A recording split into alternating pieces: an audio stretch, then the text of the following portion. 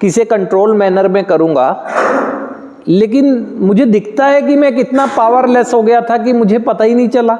दूसरे ही रोकते थे। ये सबको पता है और सब जानते हैं इस बात को, तो ये एक्सेप्टेंस है आपके अंदर। अब सवाल होता है पहले कदम के दूसरे पार्ट का, नशा मुक्त रहे, सेल्फ की अनमैनेजेबिलिटी, विचारों का भ्रम होना, कई तरह के शक शुभाएं अपने ऊपर, है ना, कई तरह के अपने विचारों से ही अपने को नीचा समझने लगना, हाय में बेचारा हो जाना, बहुत सारी चीजें हैं जो सेल्फ से कनेक्ट होती हैं, अस्त व्यस्त थी। फैमिली में देखना, फैमिली की दशा का ज्ञान होना, बस उसको महसूस करते रहना और निराश होते जाना,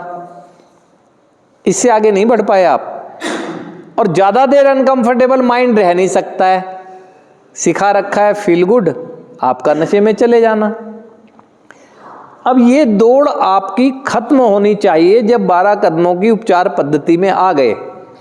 मैं ये मानता हूं कि बाहर आपके पास पहला कदम था, आपने पहला कदम बाहर भी किया है सबने, चाहे परिस्थितियों के दबाव में किया, पंध तो किया ना, कुछ क्षण के लिए ही किया, चाहे जिंदगी दिखी ना अस्त व्यस्त हुई है,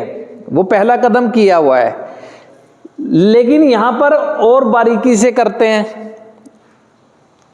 तो जाहिर सी बात है बहुत गहराई तक निराश होते हैं।